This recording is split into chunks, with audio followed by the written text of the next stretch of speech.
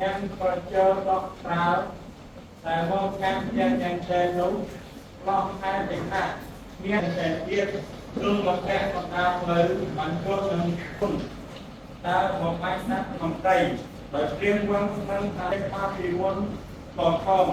អ្នកទាំងនោះក៏មានការសួរអ្នករកគ្នាទៅវិញទៅមកឯងតែប្រមាញ់វងសំដល់អ្នកក៏ជើដកប្រើវានឹងបងលោកនៃស្ដង់បារាំងទីបានចាប់ចេញតាទៀននៅគុំខ្មែរជឿនគឺជឿនពីទូអូអារហូតដល់គុំដីមួយណាក់គុំតាមរៀវតែទីអនឡាញទីមុនខ្ញុំបានអស់នៃជីវិតរបស់លោកនៅក្នុងអតីតបរិញ្ញាវិទ្យាកម្ពុជាគឺវាផងដែលថាគុណអាសម័យក្នុងធ្វើអូអា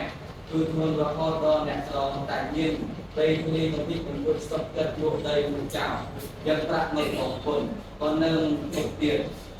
ព្រមតែគុណនិងអត្តសញ្ញាណបានការក្នុងមួយឆ្នាំគេទៅបងម្នាក់អស់ប្រាក់តាមវាទីមិនគិតពីគុណដីគេនឹងអ្វីទៅជាផងការសម័យនោះគេមួយជា5នោះ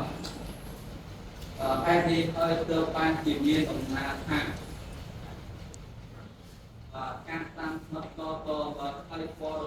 លមានស្ដីពីរឿងអ្នកស្រុករត់ពួនដីដល់សារនេះមានប្រកែកតែពីលោកមេកំបាលលោកបាល